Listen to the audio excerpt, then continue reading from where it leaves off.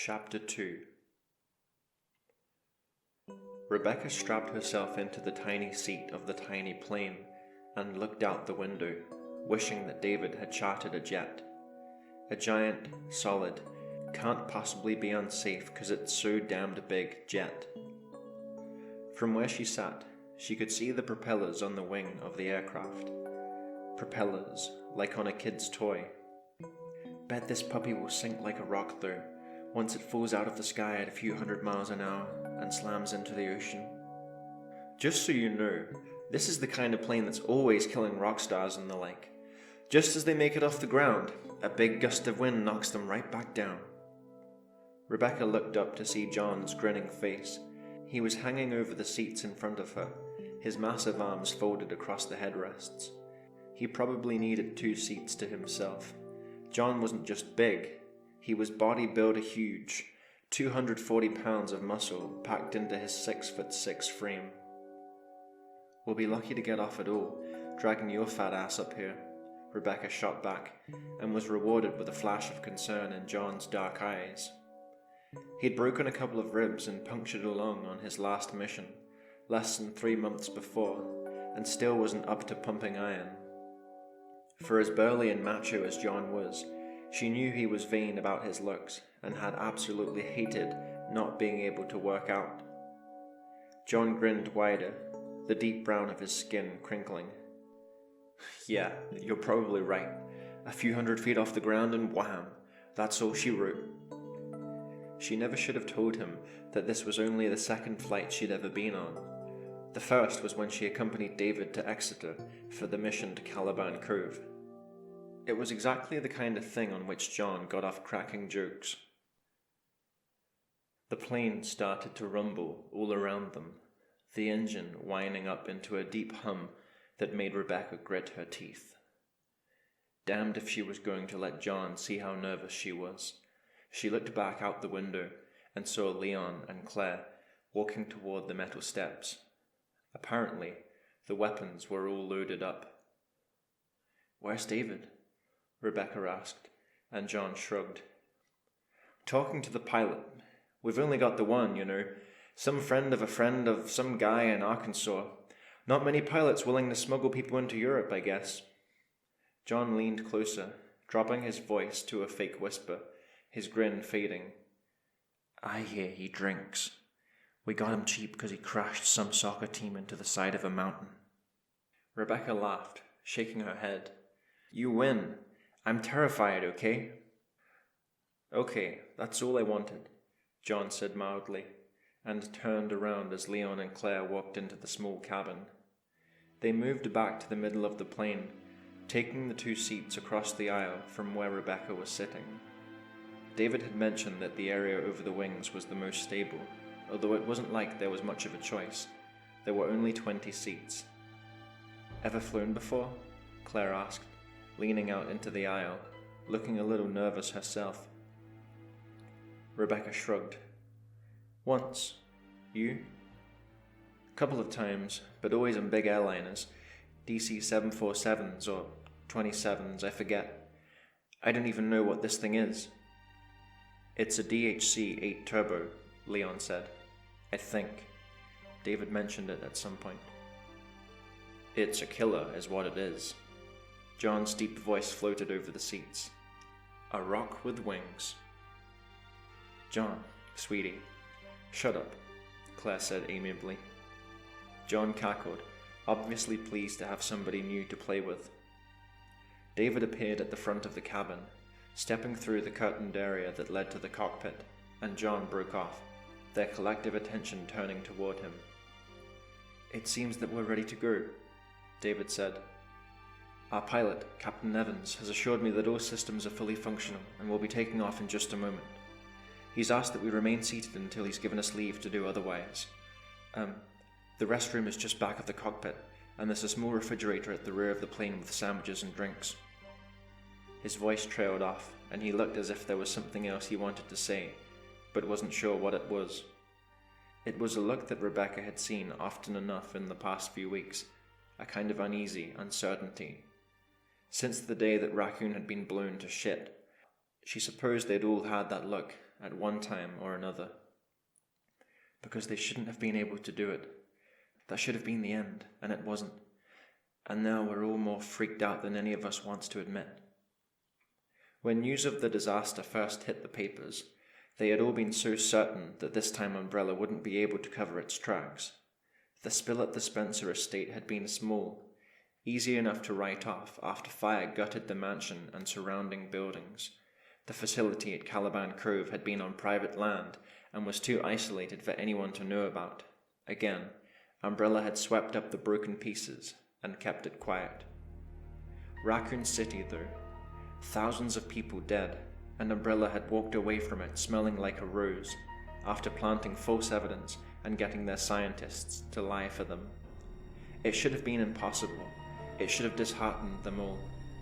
What chance did a handful of fugitives have against a multi-billion-dollar conglomerate that could kill an entire city and get away with it? David had decided not to say anything at all. He nodded briskly and then walked back to join them, pausing next to Rebecca's seat. "Do you need some company?" She could see that he was trying to be supportive, and she could also see that he was tired. He'd been up late the night before, double-checking every detail of their trip. "Nah, I'm okay," she said, smiling up at him. "And I've always got John to talk me through it." "You know it, baby," John called loudly, and David nodded, giving her shoulder a light squeeze before moving to the seats behind her. "He needs the rest. We all do, and it's a long flight. So why do I have the feeling that we're not going to get any?" Nerves, that was all. The engine sound got louder, higher, and with a stuttering jerk, the plane started to move forward. Rebecca clutched the armrests on either side and closed her eyes, thinking that if she had the guts to go up against Umbrella, she could certainly survive a plane ride. Even if she couldn't, it was too late to change her mind. They were on their way, no turning back.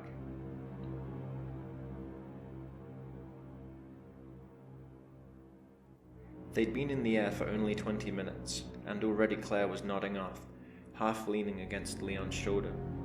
Leon was tired too, but knew he wasn't going to get to sleep so easily. He was hungry, for one thing, and then there was the fact that he still wasn't sure if he was doing the right thing. "Great time to think about it, now that you're pretty much committed," his mind whispered sarcastically. "Maybe you could just ask them to drop you off in London or something. You could hang out in a pub until they're all finished, or dead." Leon told himself to shut up, sighing a little. He was committed. What Umbrella had been doing wasn't just criminal, it was evil, or at least as close to evil as some money-grubbing corporate dickheads could get. They'd murdered thousands, created bioweapons capable of murdering billions, wiped out his carefully planned future, and been responsible for the death of Ada Wong, a woman he'd respected and liked.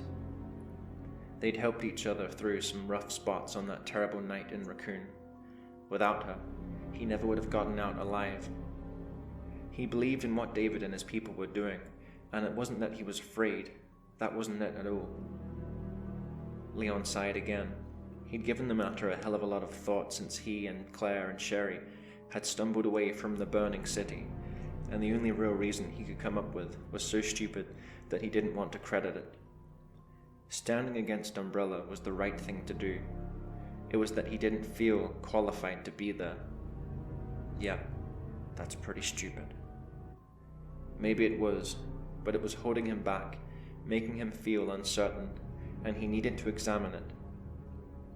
David Trapp had made a career of the stars, only to watch the organization fall under the control of Umbrella.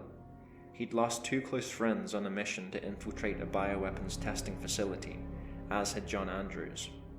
Rebecca Chambers had just been starting out in the stars, but she was some kind of scientific child prodigy with a deep interest in Umbrella's work. That, and the fact that she'd been through more than anyone else, made her continued dedication understandable. Claire wanted to find her brother, the only family she had. Their parents were dead, and the 2 of them were close. Chris, Jill, and Barry he'd never met, but he was sure they had compelling reasons of their own. He knew Barry Burton's wife and children had been threatened. Rebecca had mentioned it. And what about Leon Kennedy? He'd stumbled into the fight without a clue, a cop fresh out of the academy on his way to his first day at work, which just happened to be with the Raccoon PD.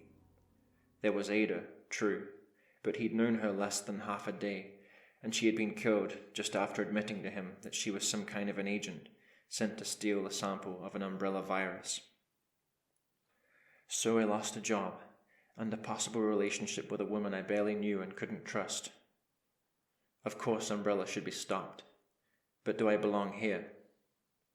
He'd decided to become a cop because he wanted to help people, but he'd always figured that meant keeping the peace, busting drunk drivers, breaking up bar fights, catching crooks. Never in his wildest dreams would he have figured on being caught up in an international conspiracy, cloak and dagger infiltration type stuff against a giant company that made war monsters.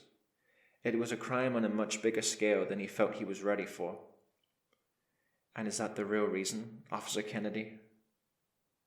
At exactly that moment, Claire mumbled something from her light doze, nuzzling her head against his arm before falling silent and still again, and making Leon uncomfortably aware of another facet to his involvement with the ex-stars. Claire. She was an incredible woman. In the days after their escape from Raccoon City, they'd talked a lot about what had happened, the experiences they'd had, both separately and together. At the time, it had felt like an exchange of information, filling in blanks. She'd told him about her run-in with Chief Irons and the creature she'd called Mr. X, and he'd told her all about Ada and the terrible thing that had once been William Birkin. Between them, they'd been able to come up with a continuous story with information that was important to the fugitive team. In retrospect, though, he could see that those long, rambling conversations had been essential for another reason entirely. They'd been a way to leach out the poison of what had happened to them, like talking out a bad dream. If he'd had to keep it all inside, he thought, he might have gone crazy. In any case, the feelings he had for her now were convoluted ones. Warmth, connection, dependence, respect, others that he had no name for. And that scared him, because he'd never felt so strongly about anyone before, and because he wasn't sure how much of it was real, and how much was just some kind of post-traumatic stress thing. Face it, stop bullshitting yourself. What you're really afraid of is that you're only here because she is, and you don't like what that says about you. Leon nodded inwardly, realizing that it was the truth, the real reason behind his uncertainty. He'd always believed that want was okay, but need? He didn't like the idea of being led around by some neurotic compulsion to be close to Claire Redfield. And what if it isn't need? Maybe it's want, and you just don't know it yet. He scowled at his own pathetic attempts at self-analysis, deciding that maybe it would be best to stop worrying about it so much. Whatever the reason for becoming involved, he was involved. He could kick ass with the best of them, and Umbrella deserved to have their ass kicked, big time. For now, he had to pee, and then he was going to eat something and do his best to catch some sleep. Leon gently moved out from beneath Claire's warm, heavy hand, doing his best not to wake her up. He slid out into the aisle, glancing around at the others. Rebecca was staring out her window. John was flipping through a muscle mag. David was dozing. They were all good people, and thinking that made him feel a little easier about things. They're the good guys. Hell, I'm a good guy, fighting for truth, justice, and fewer viral zombies in the world. The bathroom was in front. Leon started toward it, steadying himself by touching each seat as he passed, thinking that the steady drone of the plane's engine was a soothing sound, like a waterfall. And then the curtain at the front of the cabin was pushed open, and a man stepped out, a tall, smiling man in an expensive-looking trench coat.